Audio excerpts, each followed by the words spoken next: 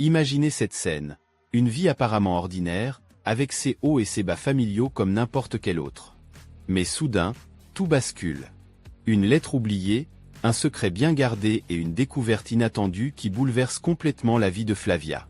Que feriez-vous si vous découvriez que tout ce que vous pensiez savoir sur votre famille n'était que la partie émergée de l'iceberg? Et si, au milieu de la trahison et du désespoir, vous découvriez une clé essentielle pour votre avenir? Flavia est sur le point de se lancer dans un tourbillon d'émotions, où chaque virage révèle un mystère encore plus profond. Préparez-vous à un voyage rempli de secrets, de vengeance et de révélations surprenantes. Voici l'histoire de comment une simple lettre peut tout changer. Après le mariage de mon frère et son départ du domicile familial, je me suis retrouvée vivant seule avec ma mère. Bien que je lui sois toujours reconnaissant pour son éducation, son récent comportement m'a laissé perplexe. Malgré mon soutien financier, elle m'a écartée de manière inattendue, ce qui a été décourageant, surtout sachant que mon frère et sa femme ont joué un rôle dans cette décision. Je leur en veux et je jure de me venger avec le double de force. Je m'appelle Flavia et, à 25 ans, je traverse une situation difficile. Mon père est décédé il y a quelques années et mon frère aîné, Hugo, qui a 10 ans de plus que moi, est parti de la maison après s'être marié. Maintenant, ma mère et moi sommes seuls. Vivre avec elle n'a pas été facile. Dès que j'ai commencé à travailler, elle a quitté son emploi à temps partiel et adopté un mode de vie plus détendu à la maison. Pour aggraver les choses, elle me traitait comme sa servante personnelle, exigeant. Cependant, elle est le seul parent qui me reste à la maison après le décès de mon père. Elle nous a élevés seuls, mon frère Hugo et moi, qui vit maintenant loin avec sa femme, Emilia. Vivre avec elle n'est pas une option de soutien. Emilia a clairement indiqué qu'elle ne voulait pas vivre avec ma mère dans cette situation difficile. Malgré mon malheur, l'abandonner n'a jamais été une considération pour moi. En tant que sa fille, je suis aussi un être humain et, quel que soit le fait que ce soit ma mère biologique, il y a des limites à ce que je peux tolérer. Aujourd'hui même, sans le vouloir, je lui ai levé la voix et lui ai dit. « Et maman, il me manque de l'argent dans le portefeuille, tu l'as repris? Qu'est-ce que tu dis de vilaines choses? Je voulais juste un peu de vêtements, alors je te les ai empruntés un moment, a-t-elle répondu. Empreinte? Tu ne m'as jamais rendu l'argent que je t'ai donné. S'il te plaît, arrête de le prendre sans permission. Te rends-tu compte de qui tu dois remercier de pouvoir grandir ainsi? Comme tu es pénible. A-t-elle répliqué. Je sais que je te le dois, maman, mais ce n'est pas la manière de te rendre l'appareil. Maintenant que je suis indépendante, il est normal que quelqu'un prenne soin de moi. Ne te plains pas de m'avoir prêté seulement quelques centaines, c'est toujours comme ça. Chaque fois que j'exprime mes préoccupations à ma mère, sa réponse est « C'est moi qui t'ai élevé. Te rends-tu compte de qui tu dois remercier de t'avoir élevé? » Sovent, J.E. Rest sans voix. Je comprends que ma mère a travaillé dur pour m'élever, et c'est pourquoi il m'est difficile de réfuter. Sincèrement, je gagne un salaire décent, et même si je donnais à ma mère 1000 chaque mois, cela n'aurait pas d'incidence significative sur mon style de vie. Cependant, j'ai toujours pensé que je ne devrais pas laisser ma mère faire ce qu'elle voulait pour toujours. Un jour, en rentrant du travail, Hugo et Emilia étaient là pour une raison quelconque. La dernière fois que je les ai vus, c'était aux funérailles de mon père et depuis lors, nous n'avions plus été en contact. « Salut Flavia, ça fait longtemps. Tu as toujours cette aura sombre autour de toi, hein? » A comment Hugo. Il semblait que son insensibilité n'avait pas changé depuis notre enfance, quand il me regardait toujours par-dessus l'épaule et se moquait de moi. « Pourquoi es-tu ici, Hugo? Ai-je besoin d'une raison pour visiter la maison de mes parents? » a-t-il répondu négligemment. Nous avons démoli notre maison familiale lorsque papa est décédé. Je suis celui qui loue cet appartement, tu sais. Ne sois pas si pingre, notre famille est enfin réunie après si longtemps, a expliqué Hugo. Pendant que nous avions cette conversation, Emilia est intervenue. Flavia, tu es aussi tendue qu'avant.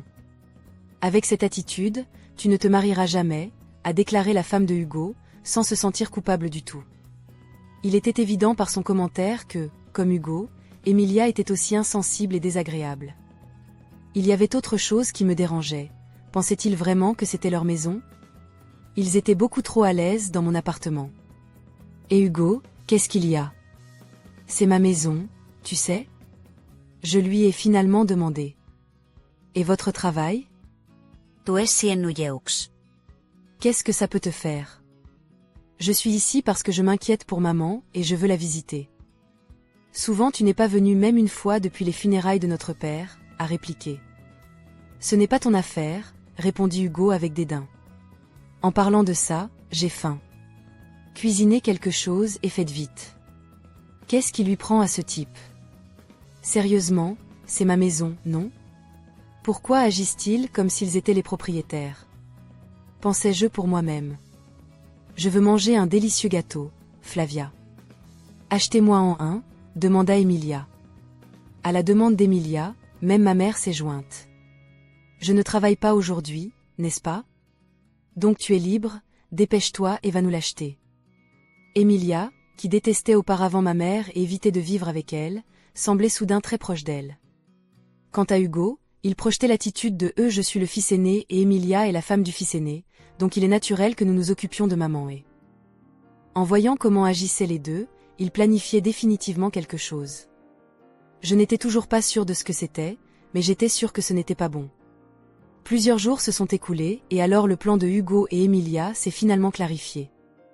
Flavia, j'ai atteint ma limite en vivant avec toi. J'ai décidé de mettre fin à cette vie avec toi, a annoncé ma mère brusquement. Que veux-tu dire exactement? Demandai-je surpris par cette déclaration inattendue. Ce que j'ai dit. Je ne supporte plus de vivre avec quelqu'un d'aussi lent, paresseux et peu attrayant que toi. J'ai pris une décision, je vais vivre avec Hugo et Emilia, m'a-t-elle expliqué. Tu vas vivre avec Hugo et Emilia? Erptai stupfait. Le couple qui a toujours détesté l'idée de vivre avec ma mère voulait maintenant vivre avec elle. Qu'est-ce qui se passait? Juste à ce moment-là, Hugo et Emilia sont arrivés de manière inopportune. Hugo, qu'est-ce qui se passe? Tu ne t'es jamais approché de nous et tu as toujours dit que tu ne vivrais jamais avec maman, n'est-ce pas? Quel est le problème? Demandai. Il est normal que le fils aîné vive avec sa propre mère, n'est-ce pas? Répondit Hugo, me regardant avec un air de supériorité. Ne me dis pas que tu as un problème si tu ne peux pas vivre avec maman. Non, ce n'est pas ce que je te dis. Mais alors? C'est bon que maman vive avec nous, n'est-ce pas? Continua-t-il. Tu plaisantes? Même Emilia, qui était contre l'idée de vivre ensemble auparavant, semblait être en faveur de ce plan. Pourquoi ce changement soudain? De toute façon, tu es très lourde. Maman a décidé de vivre avec nous. Nous n'avons plus besoin de toi. Pause. Attends, partir après tout ce temps? Laissez-nous tout ce qui concerne maman entre mes mains. Je ne pouvais m'empêcher d'être dégoûtée par mon frère, qui parlait toujours avec autant d'arrogance. Cependant, il était clair que Hugo et Emilia manigançaient quelque chose de mauvais. Bien que ma mère ait toujours eu une langue acérée, elle reste la seule mère précieuse que j'ai. De plus, je ne voudrais pas m'attirer des ennuis plus tard. J'ai décidé de confronter ma mère. Maman, n'est-il pas évident qu'il se passe quelque chose? Après tout, Hugo et sa femme ne nous ont pas contactés une seule fois. De quoi parles-tu? Si quelqu'un agit étrangement, c'est toi, a-t-elle répliqué. Maman, ceux qui abusent de leurs parents devraient partir, dit-elle. Soudain, dès qu'elle a dit ça, toute l'affection que j'avais pour ma mère a disparu instantanément. Après tout le soutien que je lui ai apporté et le soin que j'ai pris d'elle, comment osait-elle dire une telle chose à sa propre fille qui l'a soutenue toutes ces années? Mais c'est la seule fois qu'ils peuvent se moquer ainsi de moi. Vous savez, après une semaine, ils vivront dans un enfer, donc il ferait mieux de profiter de ce moment. J'ai commencé à planifier ma vengeance contre eux. Alors je vais partir maintenant, ai-je déclaré fermement à mon frère, sa femme et ma mère. Les trois ont commencé à bavarder en se souriant, comme s'ils étaient les maîtres du monde. Désormais, c'est moi qui m'occuperai de maman. Merci, Hugo, je suis aussi heureuse de pouvoir vivre avec ma chère belle-mère. Merci à toi aussi, Emilia, dit ma mère. Les trois ont continué leur conversation frivole. Pour être honnête, à ce moment-là, je luttais pour ne pas rire, mais je ne pouvais pas laisser penser qu'ils avaient une marge de manœuvre. Pour exécuter ma vengeance à la perfection, il valait mieux passer inaperçu pour l'instant. Depuis ce jour-là, mon frère et sa femme semblaient être constamment dans mon appartement. Quant à moi, c'était comme si j'étais invisible pour eux, ou plutôt, il me traitait comme si je n'avais jamais existé. Cependant, cela m'était avantageux car il ne me dérangeait pas du tout pendant que je me préparais à déménager. Une semaine plus tard, c'était le jour de mon déménagement. Dès qu'il a ouvert la bouche, Hugo a dit « Aujourd'hui est le jour où nous nous séparons, Flavia. » Nus allons prendre soin de maman à partir de maintenant, pour que tu puisses vivre sans soucis. Merci. Je laisse maman entre tes mains, d'accord? Répondis calmement. Après l'avoir dit si légèrement, Hugo sembla quelque peu mécontent de ma réponse. Puis ma mère s'approcha. « J'espère que tu te marieras bientôt, Flavia. Ce serait dommage de rester célibataire pour le reste de ta vie. Toute la société qualifierait de perdant une personne comme toi. » À ma grande surprise, Hugo et sa femme se mirent à rire aux paroles de ma mère. Je répondis calmement. C'est vrai. À partir de maintenant, j'ai décidé de vivre seule pour moi. Maintenant, je n'ai plus besoin de m'occuper de toi, n'est-ce pas? Arrête de parler et pars. Je ne t'ai jamais demandé de prendre soin de moi, j'allais partir de toute façon. On dirait qu'ils sont là, j'ai entendu sonner la sonnette, alors je me suis dirigée vers l'entrée. C'étaient les déménageurs que j'avais programmés pour aujourd'hui. Après leur avoir fait sortir toutes les affaires de ma chambre, j'ai montré le salon et j'ai dit aux déménageurs « Oh, s'il vous plaît, déplacez aussi tous les appareils électroménagers et les meubles de ces pièces. » Les voix stupéfaites des trois s'harmonisaient parfaitement. Ils étaient complètement désorientés par ce qui se passait. Ce téléviseur, le réfrigérateur, le micro-ondes, et ce robot de nettoyage aussi. Aussi le canapé, la table à manger et le lit. S'il vous plaît, déplacez tout, continuai-je. Alors ma mère a commencé à discuter. Quoi? Dans quoi tu penses? Arrête ça immédiatement. Comment? Est-ce que je fais quelque chose de bizarre? Ne fais pas l'idiote, en emportant tous les appareils électroménagers et meubles de cette maison. As-tu perdu la tête? Mon frère, qui avait le visage rouge comme une tomate, s'est approché de moi de manière agressive. Et, écoute, maman, comment attends-tu que nous vivions sans meubles ni appareils électroménagers? Tu n'as pas le droit de tout emporter. Laissez tout ici et partez, ma mère et mon frère criaient devant moi. Pensant que je ne devais pas perdre plus de temps, je leur ai expliqué la situation à tous les deux. Vous vous trompez ou quelque chose comme ça. Tout ce qui est dans cet appartement, y compris l'appartement lui-même et tous ses appareils électroménagers et meubles, m'appartient. Vous savez que la maison est à maman, n'est-ce pas? Ne m'embêtez pas. Tous les meubles et appareils électroménagers ont été achetés avec l'héritage de papa. Vous ne le saviez pas? Vous n'êtes qu'un idiot. Mais, comme je l'avais prévu, il a mal compris et a cru que ma mère finançait tout ce qu'il y avait dans mon appartement.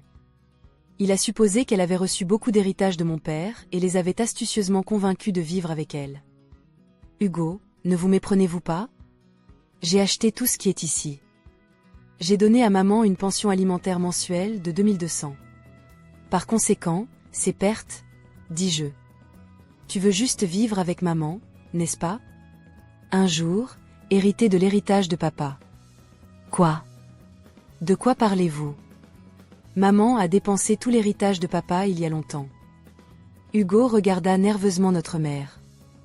Elle regardait vers le bas avec le visage pâle. Maman, s'il te plaît, explique-toi. Tu nous as dit que tu avais acheté tous les appareils électroménagers d'ici. Eh bien, je voulais juste paraître bien, dit-elle. Que veux-tu dire par là? Lui demandai-je. Nous avons déménagé avec toi parce que nous pensions qu'il y avait un héritage de papa. S'il n'y a pas d'héritage, quel sens cela a-t-il de vivre ensemble? Protesta Hugo. Attends, que veux-tu dire? Tu as dit que tu me prenais en charge parce que tu es l'aîné? Je voulais juste être gentil. J'ai menti pour que nous puissions vivre ensemble. En apprenant qu'il ne restait plus d'héritage, Hugo fut furieux et ma mère frissonna profondément en réalisant que la gentillesse montrée par Hugo et sa femme était toute fausse. Quelle famille défaillante! Ma mère aurait dû se douter de quelque chose quand Hugo et sa femme, qui n'avaient pas été en contact pendant un certain temps, avaient soudainement proposé de vivre ensemble. Si Hugo avait été en contact, il aurait su plus tôt qu'il n'y avait plus d'héritage de papa. Tandis que je regardais froidement les deux, la femme de Hugo sembla avoir une idée et prit la parole. J'ai une idée. Ce serait génial si Flavia revenait vivre avec nous. À cela, ma mère et Hugo étaient d'accord, disant: Oui, Flavia. Tu devrais vivre avec nous après tout. Oui, Flavia, j'ai vraiment besoin de toi, ajouta Hugo. Voyant le changement d'attitude radical des deux, qui commençaient à parler dans leur propre intérêt, je les renvoyai rapidement sur le champ, en disant: Que dites-vous? Ne me faites pas rire. Je ne vivrai en aucun cas avec des gens minables comme vous tous. J'ai décidé de vivre seul pour moi à partir de maintenant. Peu m'importe ce qui vous arrive. Mais pourquoi ne pas ruiner plus joyeusement vos vies ensemble? Les trois, complètement épuisés, s'assirent là comme si leurs genoux avaient cédé. Ils avaient les yeux vides. Adieu, mes chers. C'est mieux en famille, dis-je et fermai la porte d'entrée. Dans 2 semaines, le bail de l'appartement expirerait. Comme il est à mon nom, ils seront probablement contraints de partir à la fin du bail. Eh bien, ce n'est plus mon problème. Environ 1 semaine après mon déménagement réussi, comme prévu, j'ai reçu un appel de ma mère demandant de l'aide. Flavia, s'il te plaît, je ne peux pas vivre comme ça. Reviens. Je ne reviendrai en aucun cas. Pourquoi ne fais-tu pas garder par ce couple idiot? En fait, on dirait qu'ils ont quitté leur travail et sont venus ici en pensant que j'avais encore l'héritage de ton père. Ce sont vraiment des gens terribles.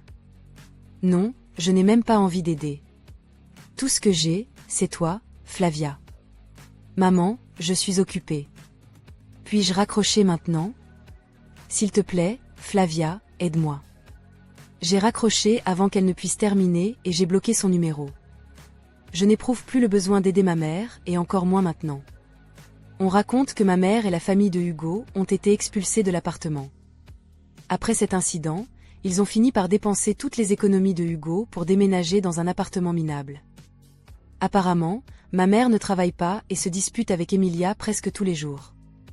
Hugo est le seul à avoir un emploi et travaille du matin au soir pour joindre les 2 bouts. En ce qui me concerne, après m'être éloignée de ma mère, j'ai pu économiser plus d'argent et l'utiliser pour mes propres besoins. Après tous ces sacrifices que j'ai faits dans le passé, à partir de maintenant, je veux mener une vie qui me rende heureuse. Après tous ces sacrifices que j'ai faits dans le passé, à partir de maintenant, je veux mener une vie qui me rende heureuse. Avec cette pensée en tête, j'ai commencé à réorganiser ma vie. J'ai déménagé dans un petit mais confortable appartement au centre-ville. J'étais déterminée à laisser derrière moi le drame familial et à me concentrer sur mon bien-être. Cependant, la vie avait d'autres plans pour moi. Un après-midi, alors que je rangeais mes affaires, j'ai trouvé une boîte de vieilles photos de famille. Parmi les photos, il y avait une lettre que je n'avais jamais vue auparavant. Je l'ai ouverte avec curiosité et, à ma surprise, c'était une lettre de mon père écrite peu de temps avant sa mort. Dans la lettre, mon père parlait d'un compte bancaire secret qu'il avait ouvert à mon nom, dans le but d'assurer mon avenir. Le compte contenait une somme d'argent considérable qu'il avait économisée au fil des ans. Rempli d'émotion et de gratitude, j'ai décidé de ne rien dire à personne sur cette découverte. Mon père m'avait fait confiance pour gérer cet argent judicieusement, et c'est ce que je ferai. J'ai commencé à réfléchir à la manière dont je pourrais utiliser cet argent pour améliorer ma vie et poursuivre mes rêves. Quelques jours plus tard, alors que je me promenais dans le parc, j'ai rencontré un ancien ami de l'université, Javier. Javier et moi avions été très proches pendant nos années d'études, mais nous avions perdu le contact après avoir obtenu notre diplôme. Il travaillait comme ingénieur dans une entreprise technologique et semblait profiter de sa vie. Flavia. Se exclama Javier en me voyant. Ça fait longtemps. Comment vas-tu? Nous nous sommes assis sur un banc et avons commencé à nous mettre à jour. Je lui ai parlé de ma famille et des événements récents qui s'étaient produits. Javier m'écouta attentivement puis me parla d'une start-up à laquelle il était impliqué. Il m'a dit qu'il cherchait quelqu'un avec mes compétences et mon expérience pour un nouveau projet qu'il développait. Ce serait une opportunité incroyable pour toi, Flavia. De plus, tu pourrais travailler sur quelque chose qui te passionne vraiment et enfin laisser derrière toi tout le drame familial. J'ai décidé de suivre son conseil et j'ai accepté l'offre d'emploi. L'entreprise s'est révélée être un endroit incroyable où travailler. L'équipe était talentueuse et passionnée, et pour la première fois depuis longtemps, je me sentais vraiment heureuse et épanouie. Avec le temps, ma vie a commencé à s'améliorer considérablement. Le travail me permettait d'utiliser mes compétences et ma créativité, et me donnait un but renouvelé. Un jour, alors que je vérifiais des documents au bureau, j'ai reçu un appel inattendu d'un numéro inconnu. En répondant, j'ai entendu la voix d'un avocat affirmant représenter un client qui souhaitait rester anonyme. Ce client avait laissé un testament qui affectait directement ma famille. Mademoiselle Flavia, nous avons besoin que vous veniez dans nos bureaux dès que possible. Il y a certaines affaires qui doivent être discutées en personne. Intriguée et un peu nerveuse, j'ai accepté le rendez-vous et je me suis dirigée vers l'adresse qui m'avait été donnée. À mon arrivée, j'ai été accueillie par l'avocat avec une expression sérieuse. Il m'a conduit dans une salle de conférence, et après m'avoir offert un siège, a commencé à parler. Mademoiselle Flavia, je regrette de vous informer que votre mère est décédée. Sun Kor Ate retrieved on el appartement de Hugo. Les circonstances de sa mort sont quelque peu mystérieuses, et la police enquête. Cependant, ce n'est pas la seule chose que je dois vous informer.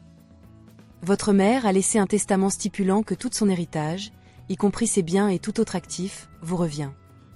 Je suis restée sans voix. La nouvelle de la mort de ma mère a été un choc, mais la révélation du testament m'a complètement stupéfaite. L'avocat a continué à expliquer que, bien que ma mère ait dépensé la majeure partie de l'héritage de mon père, il restait encore quelques actifs précieux qui m'appartenaient désormais. Je suis rentrée chez moi avec un mélange d'émotions. La mort de ma mère, bien que je n'ai pas eu de relation étroite avec elle ces derniers temps, me touchait encore.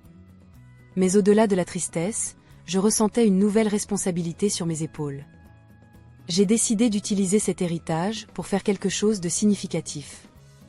Pendant que j'essayais de tout assimiler, j'ai reçu un autre appel, cette fois de la police. Ils voulaient que je les rencontre pour discuter des circonstances de la mort de ma mère. Je me suis rendue au poste de police, où un détective m'a accueilli et m'a emmenée dans une salle d'interrogatoire.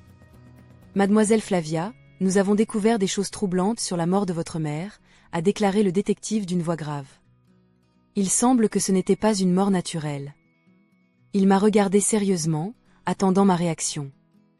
J'ai senti mon cœur battre plus vite et mes pensées devenir chaotiques. Que voulez-vous dire par « et ce n'était pas une mort naturelle » ai-je demandé d'une voix tremblante. Nous enquêtons sur la possibilité que votre mère ait été empoisonnée. Nous avons trouvé de traces d'une substance toxique dans son système. De plus, nous avons découvert que Hugo et sa femme rencontraient de sérieux problèmes financiers. Il y a des raisons de croire qu'ils auraient pu avoir des motifs pour vouloir l'héritage de votre mère. La nouvelle m'a laissée stupéfaite. Hugo et sa femme avaient toujours été cupides, mais je n'aurais jamais pensé qu'ils pourraient aller aussi loin.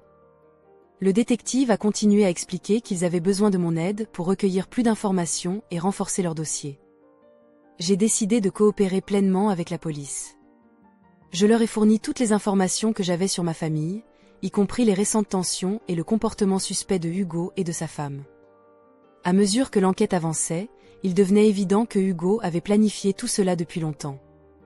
Une nuit, en examinant certains documents que j'avais trouvés parmi les affaires de ma mère, j'ai découvert une série de courriels entre Hugo et un contact inconnu.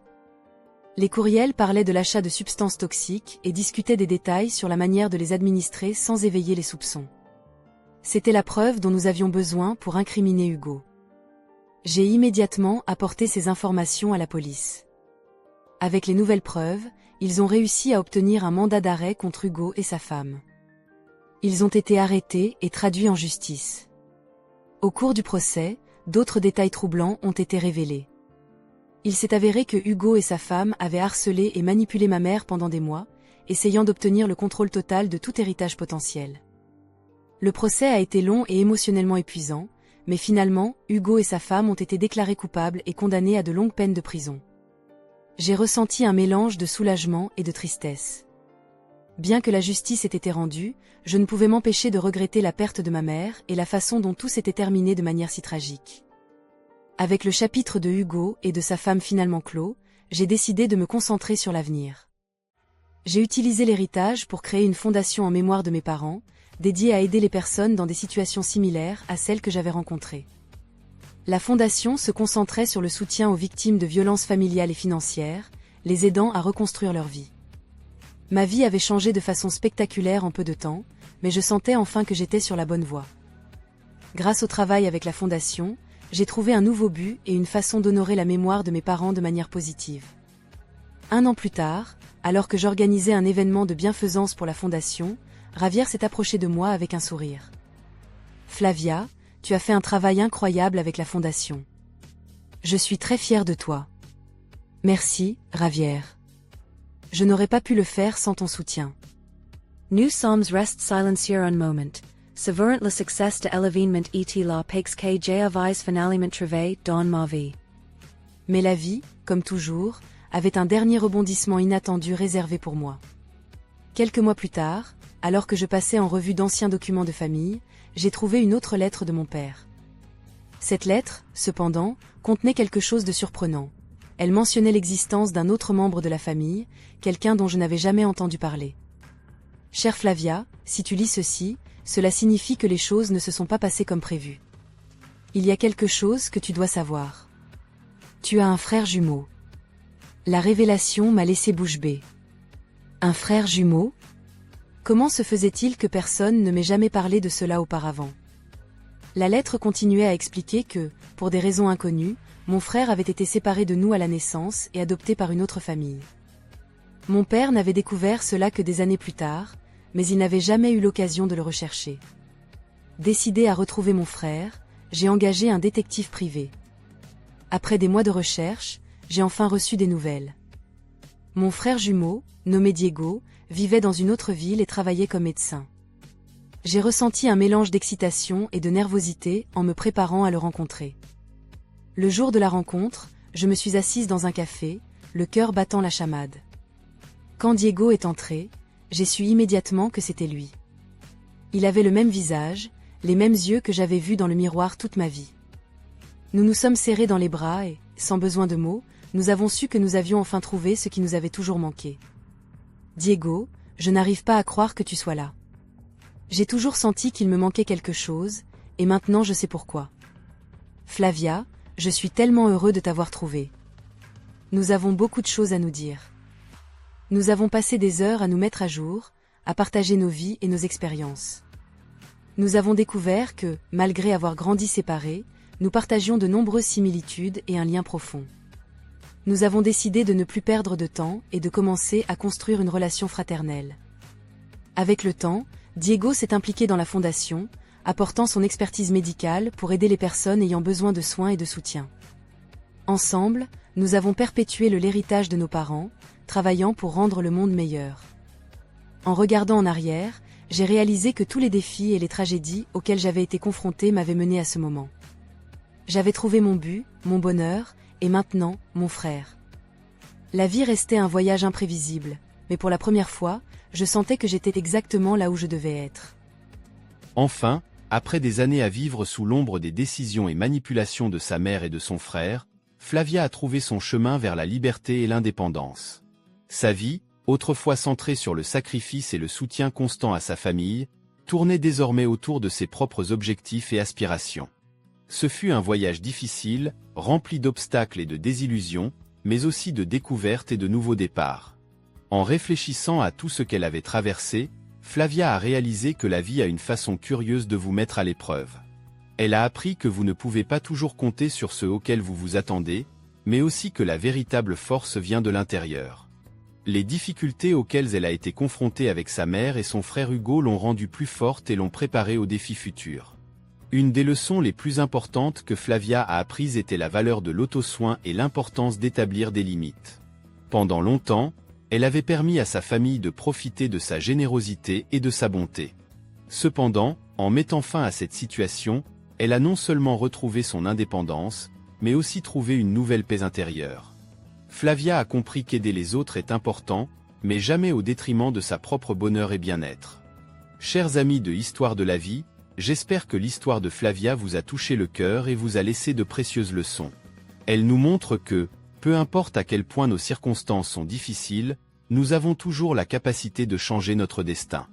L'histoire de Flavia nous inspire à être courageux et à ne pas laisser quiconque, même notre famille, nous empêcher d'atteindre nos rêves. Si vous avez aimé cette histoire, n'oubliez pas de liker la vidéo et de vous abonner à la chaîne. Ici, sur Histoire de la vie, nous partageons des histoires qui non seulement divertissent, mais aussi nous font réfléchir et apprendre. Activez la cloche de notification pour ne manquer aucune de nos prochaines histoires. Maintenant, permettez-moi de vous parler de quelque chose de profondément important et étroitement lié au thème de l'amour et du sacrifice que nous avons exploré dans l'histoire de Flavia. Je veux vous parler de l'amour immense de Dieu pour chacun de nous, un amour qui est inconditionnel et éternel. Dans l'évangile de Jean 3h16, nous trouvons un verset qui résume le message central du christianisme. Car Dieu a tant aimé le monde qu'il a donné son Fils unique, afin que quiconque croit en lui ne périsse point, mais qu'il ait la vie éternelle. Ce verset nous rappelle que l'amour de Dieu n'a pas de limite. C'est un amour qui s'est manifesté dans le plus grand sacrifice qu'une personne puisse faire, donner son propre Fils, Jésus-Christ, pour nous sauver tous. Cet acte d'amour nous montre que peu importe à quel point nous sommes loin, ou à quel point nos erreurs sont graves, Dieu est toujours prêt à nous accueillir à bras ouverts. Jésus est venu dans le monde pour nous enseigner sur l'amour, le pardon et l'espoir. Sa vie et son sacrifice nous offrent une nouvelle chance de rédemption et nous invitent à une relation personnelle avec Dieu. Accepter Jésus comme notre Seigneur et Sauveur signifie reconnaître que nous avons besoin de son guidance et de son amour dans nos vies. C'est un pas de foi qui transforme notre cœur et nous donne une nouvelle perspective sur le but de notre existence. Cela nous invite à vivre selon les principes de l'amour, de la justice et de la miséricorde. Si vous sentez qu'il y a un vide dans votre cœur, si vous cherchez un but plus profond, ou si vous avez simplement besoin de paix et de réconfort, je vous invite à ouvrir votre cœur à Jésus. Il vous attend, prêt à vous offrir son amour et sa grâce. Vous n'avez pas à faire cela seul, il vous accompagne à chaque étape du chemin. Pour accepter Jésus comme votre Sauveur, vous pouvez faire une simple prière, comme celle-ci. Seigneur Jésus, je reconnais que je suis un pécheur et que j'ai besoin de ton pardon. Je crois que tu es mort pour mes péchés et que tu es ressuscité pour me donner la vie éternelle. Je te demande d'entrer dans mon cœur et d'être mon Seigneur et Sauveur. Aide-moi à vivre selon ta volonté et à suivre tes voies. Merci pour ton amour inconditionnel. Amen. Si vous avez fait cette prière, vous avez fait un pas significatif vers une vie pleine de but et d'espoir. Je vous encourage à rechercher une communauté chrétienne où vous pourrez grandir dans votre foi et trouver un soutien dans votre marche avec Dieu. L'histoire de Flavia nous montre que, malgré les adversités, il y a toujours de l'espoir et de nouvelles opportunités. De la même manière, l'amour de Dieu nous offre une nouvelle vie, pleine de but et de sens. Il n'est jamais trop tard pour recommencer, et avec Dieu à nos côtés, nous pouvons faire face à n'importe quel défi qui se présente à nous. Merci de nous avoir accompagnés dans Histoire de la vie. Nous retrouvons dans la prochaine vidéo. Nous continuerons à partager de histoires inspirantes et pleines de précieuses leçons. Que Dieu vous bénisse tous.